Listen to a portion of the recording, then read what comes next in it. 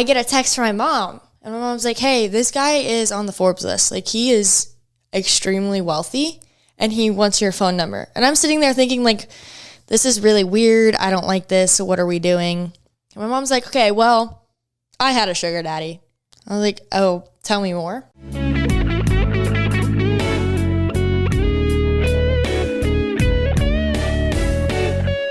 Welcome to Secrets of a Sugar Daddy. Here's your host, Marcus. Welcome to another episode of Secrets of a Sugar Daddy, the number one sugar dating podcast in the world, where we pull back the curtains on the good and the bad and the shocking stories of sugar dating. I have a fun guest in today, and we're going to bring her in a minute. I actually just did her show, so I've got a chance to know her a little bit, and I found out a few shocking things that we're going to explore.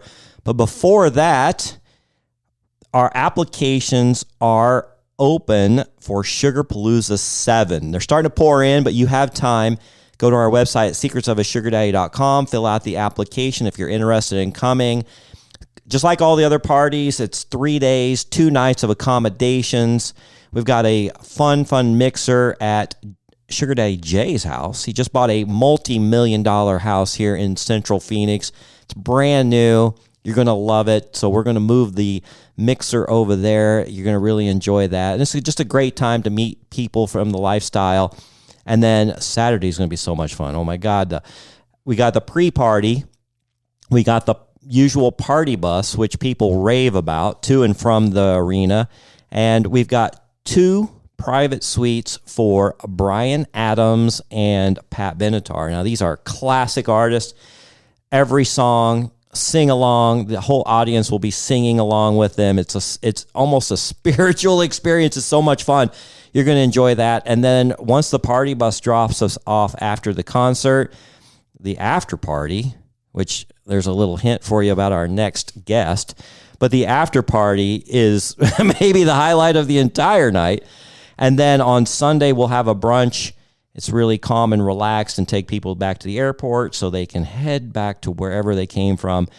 I mean, we have people coming in from all over the world, especially our last few parties: Australia, Canada, UK, coast to coast, New York, LA, Chicago. I mean, wherever you're at, we want you to join us and have the weekend that you'll never forget and make friends for the rest of your life. It's so much fun. So go to our website, like I said, and press on the party tab, and you'll find all the information. Now, you know where we're going next with this. If you are a Patreon member, you're going to get priority status on the judging, and it's free to become a Patreon member, so no charge, no money out of your pocket. But if you do want to unlock the entire site and see everything that it has to offer, our tiers start as low as $10 a month. And then if you need coaching and profile reviews, we have those available. Lily is still behind the scenes doing those. She loves helping people be successful in this lifestyle. So we have those available to you. You're going to get to hear all the episodes and extra sugars before anybody else. We post those on Patreon first. You get to see behind-the-scenes photos of our parties, and you're just going to get a lot of things that we don't post anywhere else. And we have a community chat, too. It's a lot like Reddit. If you go on Reddit, you can see situations that people post and other people comment. Similar to that, you can post anything you want. It doesn't even have to be about sugar dating. We have people posting questions about real estate, and there's a lot of real estate experts. A lot of sugar daddies are very wise in their professions, and they've seen a thing, they've done a thing, and they're happy to give you their advice. So our community chat is wide open, and you can talk about anything you want in there and introduce yourselves. And we have people actually meeting. They find out that they're in the same area. So a lot of benefits from that at only $10 a month. And you can find that at patreon.com/Secrets of a Sugar Daddy Podcast. Okay. Today, I might rush through this one because I'm pretty excited, because I am actually taking my sugar baby on a trip to Chicago this weekend. We're going to get to meet a lot of you fans. We're having a pop-up at this underground speakeasy on Sunday at 7. And I've already announced that on our Patreon. So by the time you hear this, it's going to happen. But we're going to tell you all about that. We're going to the Dua Lipa concert with a lot of fans of the show, too. We've got people flying in from all over the U.S. who are going to meet us there. And it's just going to be a good time. And here's the fun thing. I'm surprising Alejandra with first class tickets to and from Chicago. She's never flown first class. So we're going to report on how that went and give you a report on that. But lots of fun things ahead. Let's see what else. I think that's about it. Let's get to our guest. I have a girl, I just did her podcast, and she goes to ASU. She's a young one, but she's got stories, especially about a couple stories about her mother, which I definitely want to hear. So welcome, Shae Smolik with the Afterparty Files. You can record a podcast here in the same studio as we do. I do. And I guess that's how we kind of found each other. That is how we found each other. I'm glad we did, too. Yeah, we had a lot of fun in our show, so catch her show to see that interview. We get into some pretty good stuff, don't we? Yeah, we do. Yeah. Let's get a little background on you. You're from Iowa. Iowa. Yeah. Yes. I It's am just from Iowa, shocking to me on how many people we run into from Iowa. As you guys know, Amy, my first co-host, is from Iowa, and her family still resides there, and other people that we meet. So what brought you down to Arizona? So I have a very outgoing personality, and I mean, growing up, my personality wasn't fit for Iowa. Like, I was very outgoing. It was too big for Iowa. Right. So going into college, I knew I wanted to go somewhere out of state. Okay. My mom used to live in Phoenix. It's where she had her sugar daddy, actually. Dun, dun, dun, dun. Dun, dun, dun, dun. We're going to get into that. And I came to Arizona. I visited ASU, didn't like U of A, and I eventually just kind of fell in love with the school. I know a lot of people here, so I came over here, and that's why I'm here, and I actually love it over here. Do you know that ASU is the #1 sugar baby university in the world? I could probably get that just from being around. That a couple doesn't of my surprise you, friends. does you? No, not at all. You're 19, right? Yeah. At 19, what do you even know about sugar daddies? Not much. Growing up, I always thought it was like, okay, you have sex with me and I'll give you money, or I'll buy you things, or I'll take you out. That's what I've always grew up thinking it was. And then my mom, again, kind of taught me what it was about. And I still have, like, to me, it's still scary. And I don't know, I'm just also not that type of person at all.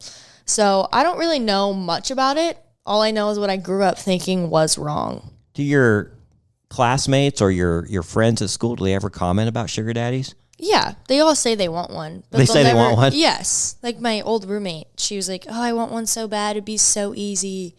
Yeah, it would be easy. She's a very pretty girl, but also, like, she doesn't know that there's apps out there or websites that you can go to and use it. She's talking about the ones that DM you on Instagram. Oh, yeah, the scammers. If you guys ever get a random DM on Instagram or Facebook or wherever from somebody that offers you online sugar daddy, just delete it. It's 100% a scammer. But it sounds nice, right? It does. It sounds very nice. I don't have to do much for you to send me 500. Sure. Yeah. Why not? Yeah. So do you know any sugar babies? I mean, I wouldn't say I know sugar babies. I know some that act like sugar babies with their boyfriends, not actual sugar babies that are out seeking for a sugar daddy. Mm-hmm. But my old best friend, we're not really best friends anymore because I don't really like her, but she has a very rich boyfriend, and she uses him as a sugar daddy, basically. Yeah. Like, I don't think she doesn't actually love him. He doesn't love her, and he just like treats her like just terrible. Yeah.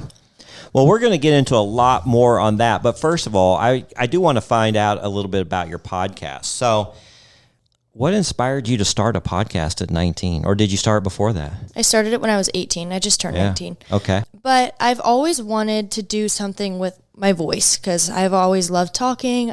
Like I've mentioned earlier, I'm a very outgoing person, and I grew up modeling and acting. So I kind of grew up in this world. You've done some singing too. Yes, I also do sing. I have songs out, and I write my own songs. So my personality is kind of made for talking or on a screen or whatever it might be. So I started on YouTube, and then I was like, well, that's just not really how podcasts work. Like, yeah, you post the videos on YouTube, but I didn't know where to go from there. I didn't know how to do it. I realized I'm going to the #1 party school in America. Not only is it the number one sugar baby school, but it is the number one party school too. Yes, and the number one school for STDs. There's another fun fact for you. Yeah, kind of goes hand in hand. Right. There's so many stories of people here that have like literally done crazy things, seen crazy things. So going into school, I was like, okay, this is what I want to do. I know what I want my podcast to be about. Now I just have to find a place to do it. And that's when I found Pod. Well, it's called the Afterparty Files. So what kind of conversations do you guys have on there? Yeah, we talk about literally everything. Why you go to ASU, sororities and frats, and their crazy life stories, how they got here. But mostly about partying and girls and guys and drinking and all that crazy stuff. Do you feel like you're getting much traction outside of ASU, or is this something that's kind of basically targeted towards a local market? Well, I started doing podcasts with people that aren't from ASU. So like I did one from Ole Miss, U Miami, just other colleges in general. Mm-hmm. So I think we are reaching more people, but also I took a break for a little bit because my grandpa passed in the summer on my birthday. So I took a break. Oh, now we're back. Sorry to hear that. Thank you. What a bummer. It's tough because Alejandra, my sugar baby, her grandmother just passed like a week or two ago, and it's tough. Oh yeah, They're never like easy. It was like her mother to her. Yeah, so. his birthday's tomorrow. He passed on my birthday. Happy birthday, Grandpa. Yeah, happy birthday, Grandpa. Yeah. But yeah, anyways, that was depressing. Okay. Well, let's get into something a little bit more positive. Although that's what happens, life happens, and we deal with those things. Tell me about your mother. She's pretty successful now, but you're saying that she had a sugar daddy. And how did this conversation even come up? Yeah, so I actually just found this out last semester too. This is new information for me as well. Well, share it with us. And my dad, her husband, does not know about this, but he's about to Really? find out. Yeah, I was told not to tell Dad. Well, Dad, because we just talked about it on your show. Yeah. So anyways, I got a DM from a guy who is a pretty well-known billionaire, has a lot of money. And my mom was like, hey, because she's on my Instagram page. She goes through DMs because I'm always working or doing something. So I have her on there. Well, you have a lot of things. followers too. Yeah. So it's hard for me to like stay up to date with everything. He was also in my request. So he DM'd me and said hi and was like, my mom is texting him back as he thinks it's me. It's kind of how the OnlyFans works too. Exactly. Like you have a manager. You think you're talking to her? Bullshit. Yeah, right. But I get a text from my mom, and my mom's like, hey, this guy is on the Forbes list. Like, he is extremely wealthy, and he wants your phone number. And I'm sitting there thinking, like, this is really weird. I don't like this. So what are we doing? And my mom's like, okay, well, I had a sugar daddy. I was like, oh, tell me more. So she moved out here right after high school, which was, I think, 18, 19. She moved out here.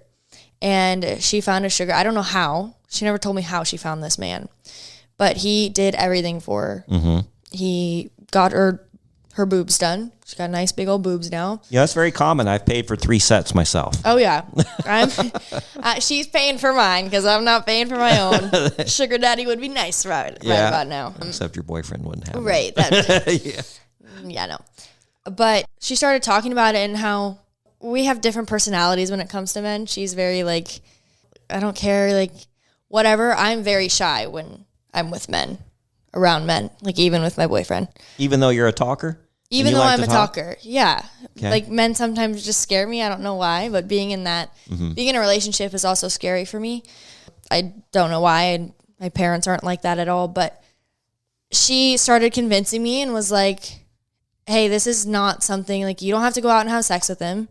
You don't have to do anything you don't want to do.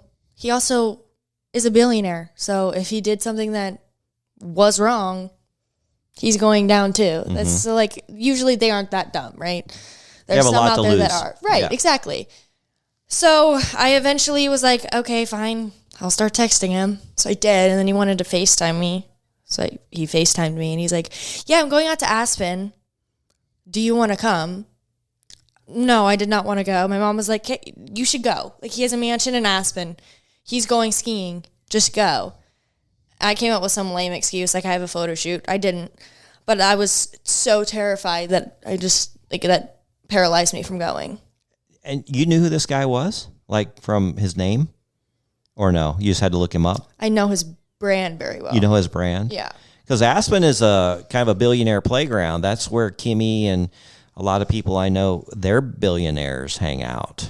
So maybe it's the same billionaire. I know. That's why I'm starting to think, like, how many billionaires can there really be?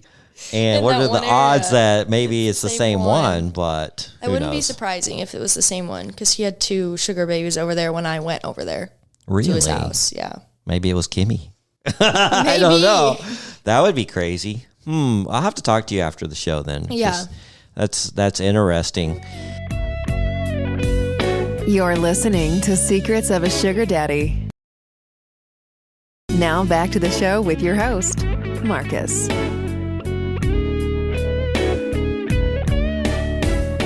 Well, tell me a little bit about your early dating life. So you're pretty fresh out of high school still. I mean, you're only 1 year out. You're starting your sophomore year in college. Did you have a boyfriend in high school, or how'd that work? Multiple at the same time? I never really... Sometimes. I'm a very much a relationship person. Like, I don't do random hookups. That's gross to me. I won't do that. Mm-hmm. But I would have a boyfriend here and there, and then I'd be like, well, I'm bored now. This is boring. I'm going to go find someone new. And then I go and find someone new, and it's the same repeating process. Right. I was also building my way up, right? I was trying to find, once I was a junior, I was looking for guys that were in college already. Yeah, that was my next question. Are these guys that you were dating in high school, were they older than you, or are they same grade? Most of the times, I mean, when I was in like freshman year, they were probably the same grade. But when I got around my sophomore year, I started going 2 years older than me. Mm-hmm. Well, no, I guess that's not true. In 8th grade, I liked a sophomore. So I've always liked older guys. Yeah, that's pretty natural. Yeah.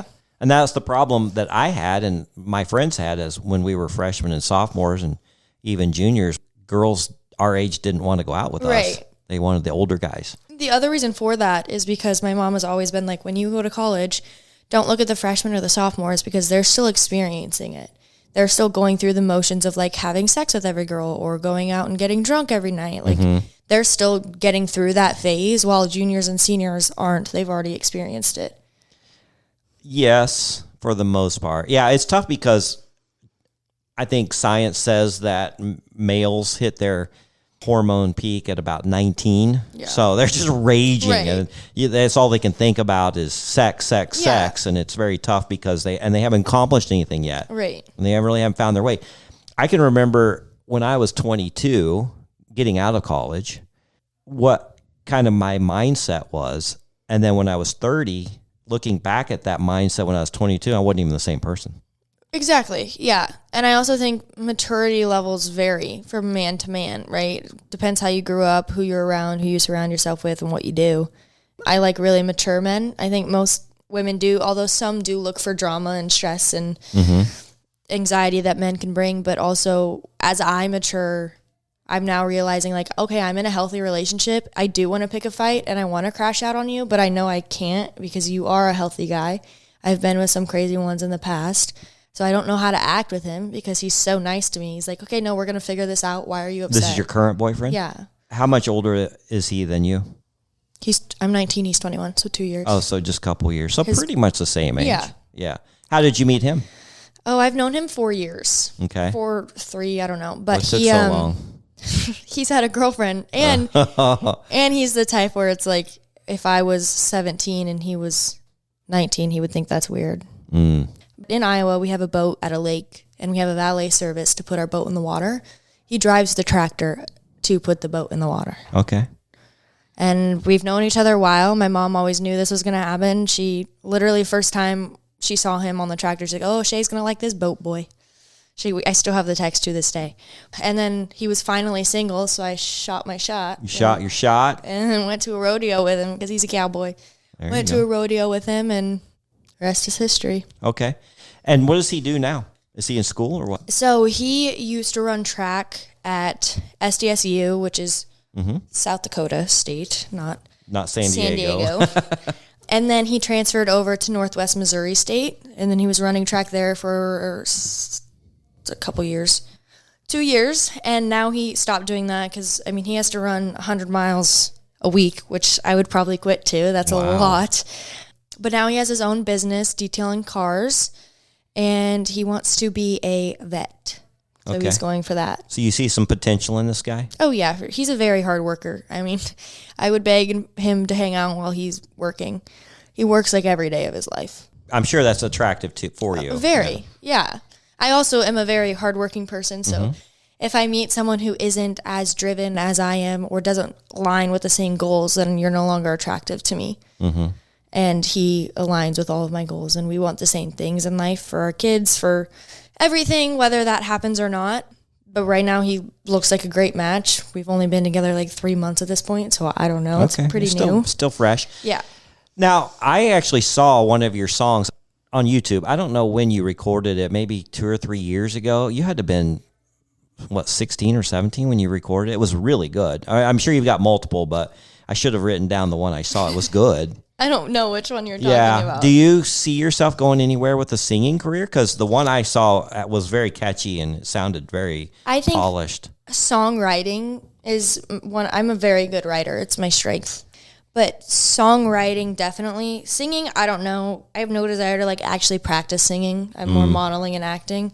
I have a good voice when I actually work on it, but I don't do that often. Especially it's something you have to work at. Oh yeah, for sure. It doesn't just come naturally. Like anyone has to perfect a voice if you're singing. Some people it sounds better if you're not practicing than others. I was in choir in school, and there were some people that were so natural, and I was always jealous of them. I had to work on it. They're natural because they have worked on it their whole life, right? That's their dream. They work on it. I mean, Ariana Grande and Taylor Swift don't have amazing voices because they didn't practice. Right. They've been doing it so long, and that's why they have those voices and the audience that they have. But no, I think more my path when I was younger was modeling and acting. Now I'm throwing all that out the window when I'm older, and I want to own my own law firm. You want to own your own law firm? Yes. You want to be a lawyer? Yes. Okay. With my own law firm. Yeah. Can you even own? I knew a guy that owned a dentist office, but he wasn't a dentist. So that's why I was like. And so I graduated the sophomore summer going into my junior year. So I graduated 2 years early. And I started working at a law firm there where the main lawyer, he owned the office with partners, obviously, but he had most of the, I don't even know what you call it, whatever, ownership in the business. That always intrigued me, and I'm also very good at arguing, and so really? That makes it easy. But yeah, I've always been interested in that. And so what if you find a guy, let's just say your current guy, let's say things continue well and you guys end up having a long-term relationship, and you start being the breadwinner, do you see yourself being as a provider, the sugar mama?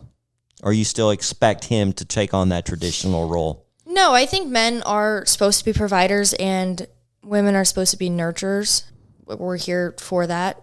But I don't ever want to be the breadwinner in my relationship. I want to have my own bread. Yeah. So that if something did happen in my relationship, then I'm stable within myself and my kids are stable.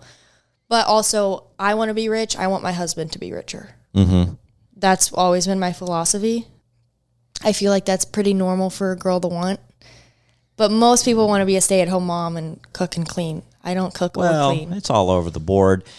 I just want the person I'm with to have that option. Right. Yeah, that's true. Because when my mother and father got together, I was my mom had a failed marriage, and then his wife ended up passing away during childbirth, which was really sad. But he had 6 kids, and then he married my mom, and we had 2 kids, or, I had a brother. All of a sudden, we got together as one big family, and they both had to work just to make bills. And meet, right. So it was really tough. But he ended up being very successful in what he did, and then she was able to pursue her passions, which was photography. And she ended up opening a photography studio and became the largest photography studio in Central Texas. And then she ended up, before she passed away, she ended up being the president of the entire state of Texas professional photographers. So she was able to have a nice career that she was proud of and that she excelled at, but she wasn't forced to do that. Right. Because he had made something of himself and was the provider. No, I definitely want because what happens if I end up not liking there's a lot of things that can happen in life, right? And I do want my husband to be stable enough with it financially that I can take a step back and say, okay, I'm going to take 3 months off and hang out with the kids or go and visit my parents or go and have a vacation. I do want that in my marriage and in my future life for my husband to be able to say, okay, that's fine. We're good. I'll still pay the mortgage. Like, we're good. So at this point in your life, though, and you and your friends, it's pretty much about just experiencing college and the growing up, and you're talking about your project, the Afterparty Files. What are some of your favorite conversations you've had in there about what goes on at ASU? Like, are you talking about just in general things, or are you really talking about the parties? No, we go in depth. We go in depth with parties and like everything that goes on. I think for girls, the number one thing for them is, because I'll always say, like, are you interested in guys? Have you found guys that you like want to marry here? No, it's always, I'm never going to find my soulmate at ASU. I will never look here for anything other than a hookup. That's it. That's all I'm looking for. So it's more of a hookup kind of oh, yeah. A scene, or kind of a you meet mindset. A rare amount of people that are actually looking for relationships aside from looking for hookup. Mm-hmm. Like, most of my friends are like that. Like, oh, I'm going to hook up with this guy. How many guys can I hook up with tonight? Actually, they have a board that tick off. Yeah. So that's the Gen Z dating in college. Yeah. That's what it is. Well, it'll change. I promise you that. Oh, I know. But like, I'm not made for this generation. I should have been born in the generation where like you send love letters and that crap, because social media ruins relationships. You think that? You think that's true? Yeah. Why? Because like the other day I got in a fight with my boyfriend because his stupid ex-girlfriend won't delete the photos of them on Instagram. So it looks like they're still dating. But if that wasn't there, if she couldn't actually post anything about it, then I wouldn't have an opinion on it. She has an opinion on me. I know she does. So like, and now she's stalking me, and then it sends her into a pit, and then it sends me into a spiral. The whole thing, it's like a circle. It goes around and around and around.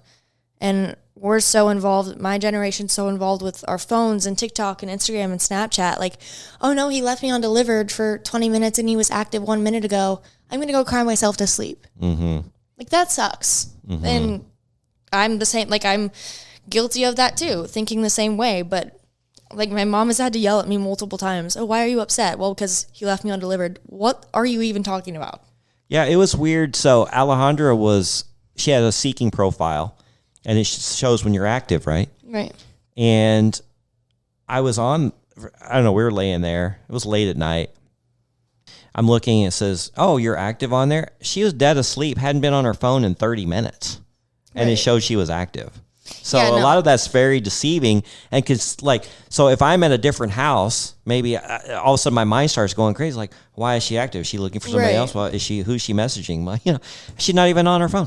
Right. No, yeah. And that's the other thing too. It's like, oh, his snap score went up by 1. That means he's active, but he actually wasn't. It's just glitching. Like, there's glitches all the time. Like my boyfriend's location, he went to bed. I knew he was asleep because I was on the phone with him until he fell asleep, and I hung up on him. Then I go to look at his location, and he's like 4 miles away from where he should be at his house. And then I go and check Life 360, and he is at his house. So I don't know. That can lead to a lot of misunderstandings. Right. Like, his Snapchat location was literally showing in the middle of a field, which in Iowa, you go to the middle of a cornfield to have sex in a car. So that's why it was very concerning. So then all of a sudden these things go through your head. Because I don't know what's going on. Right. You're making up scenarios. Oh, yeah. I'm bad at that. Mm-hmm. I'm bad at making up Most scenarios. people are. Yeah. You're not alone. Good. Yeah. It's a pretty natural thing to do. Sometimes I think I'm crazy. Right. You're listening to Secrets of a Sugar Daddy. Now back to the show with your host, Marcus.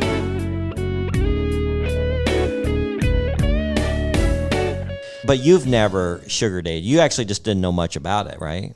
Yeah, no. Not until we started talking about it. I didn't know. I've learned more today than I ever have before. So now that we've chatted, now what are your impressions of sugar dating?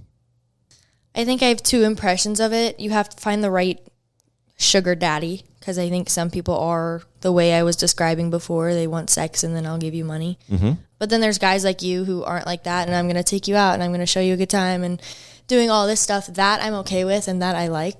I think that's super cool. And guys, again, I think are made to provide.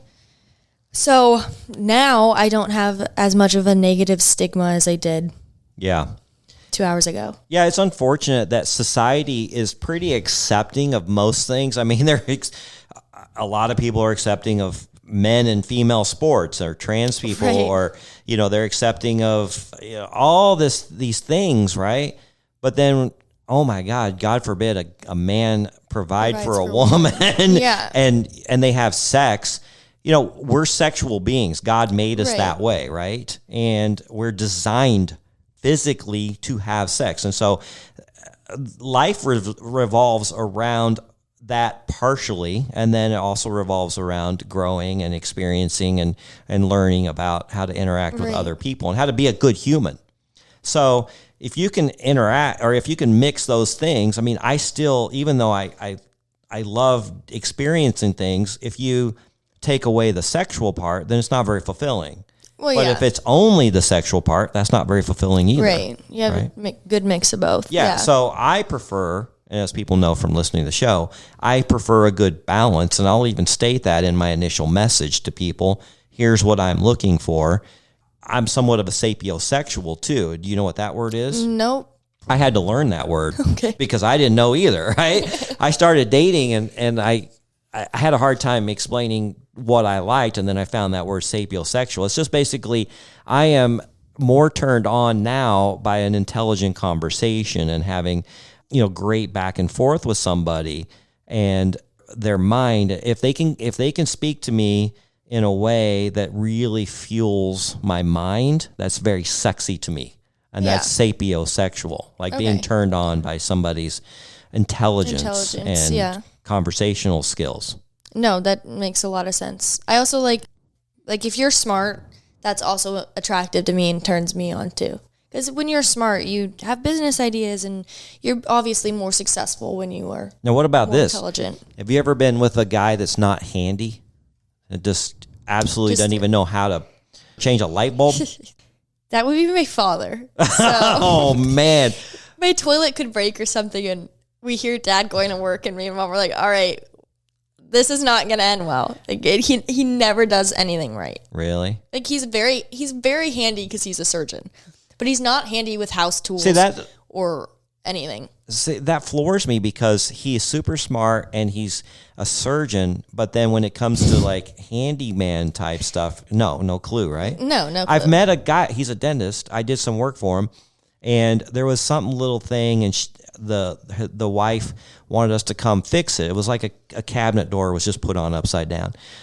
And she wanted us to drive up there for like a 45-minute drive for a 30-second job. I go, Right. look, he has tools in his garage. I saw them. He just take the screwdriver and turn it. She goes, no, he can't. He doesn't know anything about that. doesn't know anything. I'm like, that is like the most simple task. Like a monkey could do this. Right, right. But no, he was a dentist. Yeah, and I'm like, they're smart too. how are you a dentist and you can't handle a Phillips screwdriver? Right. Yeah, Oh my no. gosh. Whenever Dad goes to work, we're always pretty scared of what what it will look like after or how it will work after. Yeah. Because it usually never works. It works worse than when we actually needed to fix it. Yeah. You just can't do anything. When I was married, I used to walk around with a drill gun in my hand, and my wife would just get really turned on, and she thought that was the sexiest thing. And we would always say, well, if you can't find them handsome, at least find them handy. It's true. Right? That's true. Yeah. No, my boyfriend now, he's very handy, but he's been working on like boats and tractors. He grew up with pigs. Yeah. He was a pig farmer. Yeah. His parents were farmers for a long time with like 500 acres of land. So he's not afraid to get dirty. he is not afraid to get Yeah. dirty. Man, that's actually attractive to women. Yeah, it is. It's very attractive to me. Like you have these really dirty hands, so I can have these nails on my my fingers and look all pretty. And men, if you don't know how to do something, just go to YouTube. There'll be a dozen ChatGPT. videos on there showing you how to do it, and you're going to impress your lady. I promise you. Yeah. I promise you. No, it's definitely attractive when a guy is handy and like knows how to work. Change a tire. Change a tire, that's good. Yeah. That is something my dad knows how to do. Yeah, I don't know how to change a happens a tire. lot. When I was dating my ex-wife, we hadn't got engaged yet, but her family came into town, and we're driving down the road with her mom and dad in the back seat, and I had a blowout, and she was like, "Oh my God, we're on the side of the freeway, cars whizzing by us 100 miles an hour." I just got out, opened the trunk, got the spare out, jack out, changed it, got back in, and she's looking at me. She going, "That might have been the sexiest thing I've ever seen in my life," because her ex-husband couldn't do any of that, right? And so she was, used to him just sitting on the side of the road waiting for help, right? And I got us back on the road. We were taking her parents to the airport, so I didn't really have a choice. I needed it. You had to. And we didn't have Uber back then or anything, right? You had to get that tire on. Yeah. So men, don't be afraid to get your hands dirty. It's sexy to women. It's very attractive. Like seeing him work also when he's like working on tractors. And I know it's probably weird to hear from me because I'm sure you don't hear people say, yeah, when he works on tractors, it's hot. I don't even think you guys have tractors out here. You don't think so? There's a lot of tractors. There's a lot of farming out here. Really? Yeah, just go to the edges of town. In Mesa and Buckeye, you just go to the edges of town. There's lots of fields, cornfields and... Corn? Well, not so much corn. I think more like cotton and... Yeah, probably cotton. Other thing. I grew up in Texas. We had... Oh, my God. Yeah. We had cotton fields everywhere. The other crop that we had a lot was peanuts. Well, I'm deadly allergic to those. Really? Yep. We had a lot of hay fields and then pecan orchards. Pecan orchards. Yeah. Interesting. Lots of pecans. I'm a big pecan pie fan. I am not. Or maybe they say in Iowa pecan pie. Yeah, it's pecan pie. Right? It's not pecan. Pecan. Yeah. You're listening to Secrets of a Sugar Daddy. Now back to the show with your host, Marcus.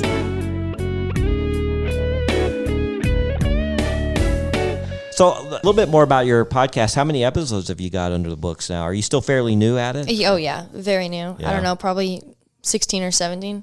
Okay. But again, I stopped for a while. Have you found it challenging to do? Because a lot of people don't know what they're getting into when they do podcast. Or you just sat down and felt real comfortable? No, I sat down first episode and I was like, all right, let's do this. Knocked it out of the park and was told I did a great job.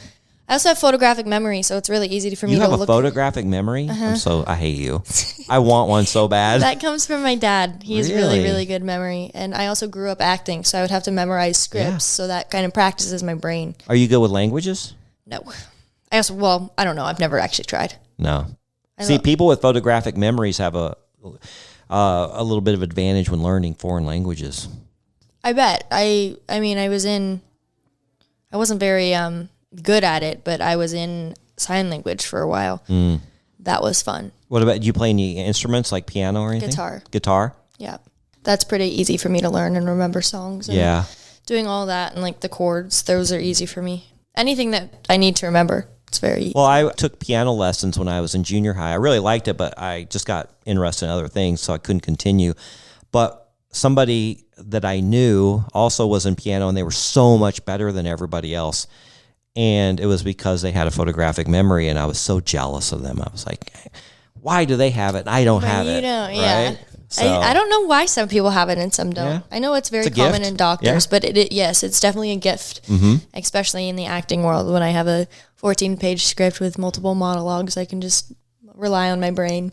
So speaking of acting, you may not know this because you don't know much about sugar dating, but when, let's say, somebody from ASU decides that they want to sign up for a sugar daddy and they go meet one, when they meet that person, they're playing a role. Yeah. Because this guy's offering financial compensation for them. So even though it's a very open and honest type of dating, it's more open and honest for the male instead of the female. Right. Because they've got to play a role, and they've almost got to be an actress. Because they want to make him feel fulfilled and like he's having a great time, even if they're having the worst day. Right. Yeah. Because they want that financial contribution to continue. It sucks when it's only one time. Yeah. You show up, they give you like 3 or 4, even some meet and greets, they'll get a few $100 or $400 or $500, whatever it is.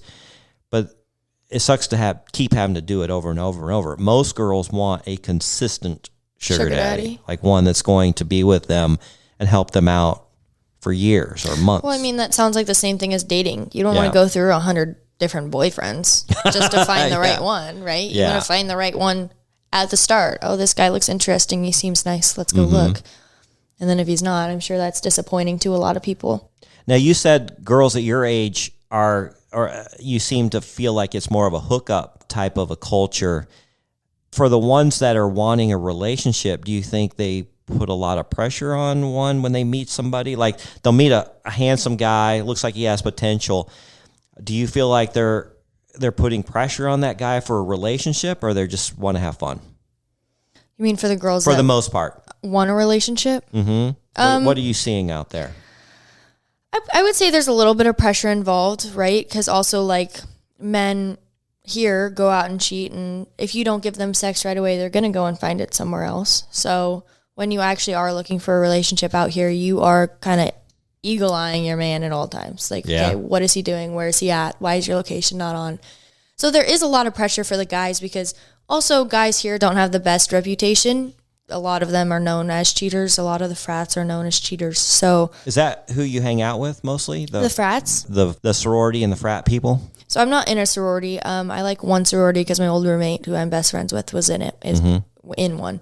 But I do hang around the frats. I hang around one frat specifically, which is KA, and they're like brothers to me. They know I have a boyfriend. They've never touched me inappropriately, never done anything inappropriate. So I trust them a lot. And like there was a shooting the other day downtown. Not the other day, this was last semester. And they let me stay there in their frat house, and they kicked themselves out of the room and locked the door. So I was in there alone. It's hard for girls here to find relationships because the guys here have, whether you could be the greatest guy ever, I'm still not automatically going to trust you because you're in Pi Cap, and this Pi Cap cheated on his girlfriend of 3 years. Like they're surrounded by it all the time. So it's hard to trust someone here. So I would say there is pressure. Yeah, it's so interesting how the world revolves around that at your age, and then once you graduate, it just all disappears, and people are just scrambling to try to get through life. Right. And some people get married, have kids right out of school. Others wait. It's just like I was telling you, I found myself without a girlfriend and without getting married in my 20s because it was just hard for me because the girls I liked older guys, and I wasn't the older guy. Right. And then when I was in my upper 20s, I started seeing all these people who got married and had kids were all divorced and in messy situations. And then I finally got married in my 30s. So my advice, if I could talk to them, is just don't rush into it. Yeah. Don't. And a lot of people do too, because they want a relationship so bad that they, like, why hasn't he asked me out? Well, because it's been 2 weeks. It's been 2 weeks. Give it a second. But I can't really like blame them. I'm the same way. Like my boyfriend waited, I think like a month and a half to ask me out. And at that point I'm thinking, so I am just to hook up to you. Like what is going on? Although he is not that type of guy from what I've seen of him or heard of him. We live in a very small town, so I know a lot about him already before I started dating him. But yeah, I was also guilty of that, putting pressure on him, because also like you don't want to be hurt as a woman. You don't want to think you're being used for sex. Right. No one does, unless you're into that. It's hard. Yeah. Well, anything else you want to tell us about your show? I think we're about to wrap it up. I got to get to the airport soon. Yeah, you but do. It's you got first class tickets waiting I know. for you. I'm so excited. I actually haven't flown first class in a while, so this is going to be a treat for me too. Good. Yeah, I'm excited to go see my celebrity crush. I've been putting a lot of things on Instagram about Dua Lipa, so people are probably getting confused on who my real girlfriend is at this point. I actually met her in 2018.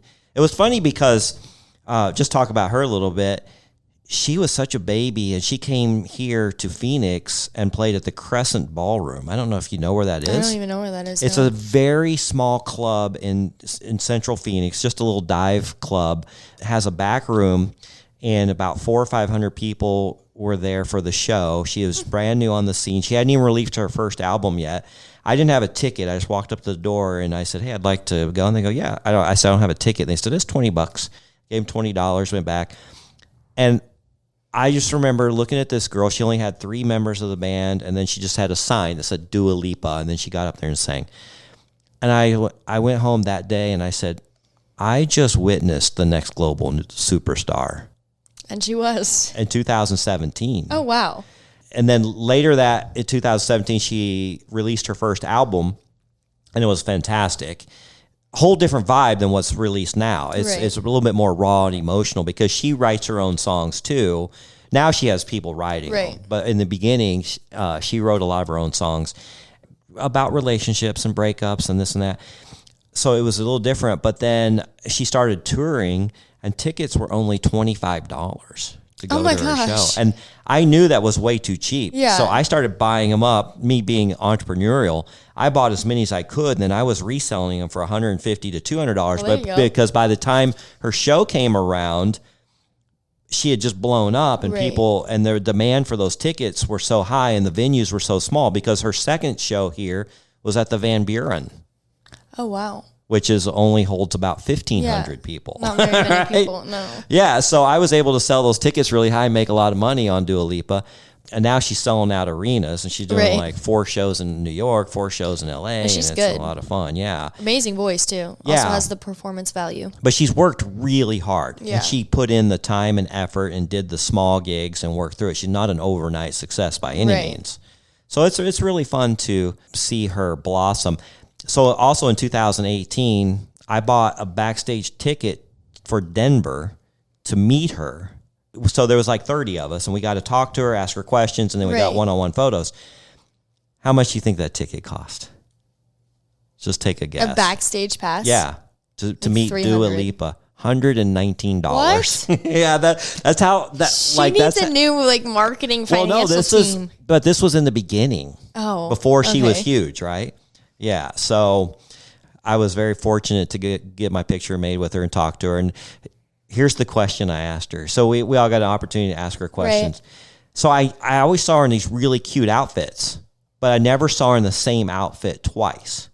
So I'm like, hey, I've seen you in a lot of really cute outfits, but never the same one twice. So what happens to those outfits? And she said, my younger sister is a recipient of a lot of really cool clothes. Oh, that's awesome. Yeah, so she gives them to her younger that's sister. awesome. Yeah, so she gets to take on those clothes because, she doesn't want to wear the same thing twice. Right, you can't. As a Yeah, superstar, I know, you can't. Unless you're That's- Taylor Swift. That's the only time you can pull it off. Right. Do you ever see yourself on the big stage? Oh, yeah. Yeah? I mean, when I was younger, I would go into my room, close my door, lock it, and just tell mom and dad I was having a concert in my room. Yeah. I would put headphones on. I would get a makeup brush in my hand, and I would literally have a concert in my room. That's cool. Like, that's always been a cool. I mean, also the difference between acting in a movie and acting on a stage is a movie you don't get. You do all of this work for a year, and then you don't get the the audience. You don't get to see how they react. Yeah, right? You just right. hear about it. On a big stage, you get to see Like how a much play? the audience loves it. Have you done that? A play? Yeah. Yes. When I was little, I wanted to do Broadway for a while, and I was like, nah, this isn't what I want to do. We just, like I said, we just got back from New York for Lily's engagement. We went to a few Broadway shows. Oh yeah, they're Yeah. fun. Have you ever been to Hamilton? Yes, one of them was Hamilton. I've seen Hamilton. We saw Anne Juliet, Okay. which was a lot of fun. They have a lot of throwback music in there. And then I know Charlie D'Amelio was a dancer there. Matter of fact, her last show is this weekend, but she was there. And then we saw Wicked. Oh, Wicked's a good one. We saw Book of Mormon, which was a lot of Mormon's fun. a good one, yeah. One of my favorites. They're not on Broadway anymore, but they're still touring. It was called Jagged Little Pill. Are you familiar with that one? No. So back in the 90s, I think it was 95, Alanis Morissette put out an album called Jagged Little Pill, and it was probably the most raw and emotional album about feelings and men and doing it wrong, Well, there right? you go. It was a huge, one of the biggest albums of all time, right? Well, they took that music and put it into a play that was more in a modern setting. It was about a perfect family on the outside. The father had a great job. The mother was the perfect housewife, and the two kids, the son was like a football star, and the daughter was trying to find herself. And then it dove in and tore them apart. And they found out that there was so many problems in this family Right. that were being hidden, that they've hidden from the public. And it got pretty emotional. Like, I'm not a crier. I'm bawling the whole second half, right? So that was kind of my intro to Broadway. I hadn't seen anything before that. And I did that. I took a sugar baby to New York, and we experienced that. So it was a really neat memory. an introduction for me into musicals and Broadway. Oh, of course, Mamma Mia. Oh, Mamma Mia. That was the first one I've ever saw, and my first one was that Wicked. one. Yeah. My second one, I'm literally sitting here trying to think of the name. It's about a barber who kills people, and then his wife makes cakes out of the dead bodies. This is a play? Yeah, on Broadway. Jeez, I don't remember what it's called. I'm not familiar with that one. Sweeney Todd. Yeah, that's what it's called, or something like that. Crazy. But that's a fun one too. Now, have you done some actress work? Like in movies? Yeah. Yeah, I have 4 of my own movies. I've been in Criminal Minds. I have my own show. Really? Yeah, that's what I grew up doing. I moved to California when I was 7. Stayed there till COVID hit with my mom. And then COVID hit, and now everything's online. Yeah, I know. So any desire to keep pursuing that, or is that kind of, you've done that? There is, but also I've done that for so long, and it's all so political now that it's like, I don't know, modeling is more fun to me because it is also a live reaction. Now, your modeling, what does that consist of? Runway shows. Really? Okay. So like bikinis. Because you came in, you were a little taller than I expected, so you're probably a good height. I'm 5'8", and then in You're heels 5'8"? I'm like 5'10", yeah. Oh, okay. So I am pretty tall for a female. That's how tall Dua Lipa is, 5'8". Wow. Yeah. You would know that, Oh, I wouldn't know. ya? She just turned 30 too. I know her birthday. She's 30? Yeah. She's gotten 30. better. So she's actually trimmed up. She's lost weight and she's gotten more muscular. I saw some pictures or videos of her last show, and she's ripped up here. Yeah. Where when I first met her, she had a lot of baby fat. Right. Yeah. Right. She was really cute. Right. Anyway, she's engaged, so we'll just have to see how that goes. You missed your chance. Oh, you want to hear something funny? I know I got to end this show because I got to get out of here, but this is a funny story. So the sugar baby I had at the time, she couldn't get away. She had to work and she had kids, so she couldn't get away to go to Denver to go meet her with me. And 2 funny things about this. So I put the ticket on Craigslist because that's what we had back then. Right. And this mother and father bought it for their 9 or 10-year-old daughter. She was just turning 10. And it was her dream to see Dua Lipa, even though she was still a fairly new artist. So she ended up being my date to the concert, and her parents were with her, and we got this cute little picture of me hugging the girl, and then we got this really cute picture of the girl with Dua Lipa. But Madison, the sugar baby, was so worried that Dua Lipa and I were going to fall in love and that she was going to lose me. Oh my! Well, I mean, sometimes that happens. Sometimes it does. You can't blame a girl. In my dreams, maybe, but that wasn't going to happen. But she was just like, well, what happens if you guys start dating? I'm like, I'm just going to get my picture made with her and meet her. She wouldn't give me the time of day, I promise you. But she just was so worried about that happening. Well, our minds do crazy things, so I don't even blame her. Isn't that funny? All right. Well, Shae, again, the Afterparty Files podcast. You can find it everywhere podcasts are found. She does video, so you can actually watch it. You can watch it, too. Do you put it on YouTube? Is that where you put it? Yep. Yeah. All right. Cool. We don't do video on ours. We use aliases. Although Shae is your real name. That is my real name. Yeah. You can find me at Shae Smolik. And if you want to follow her on social media, you can find her. She's got like 10 million followers. No, she doesn't have that many quite. I wish. Like 160 something thousand. But a lot of fun. Thank you for joining me. Thank you so much for having me. Hey, if you guys want to party with us at Sugarpalooza 7 again, applications are now open. So go to our website, secretsofasugardaddy.com, press the party tab, and then we'd love to see you on our Patreon. It's like family, and you will be welcomed with open arms, and you're going to learn a lot and meet a lot of people and see a lot of fun things, and it's very, very cheap. So join us there. All right. Until next time. Bye-bye. Thanks for joining us. If you'd like to connect or even be on the show, we'd love to hear from you at secretsofasugardaddy.com.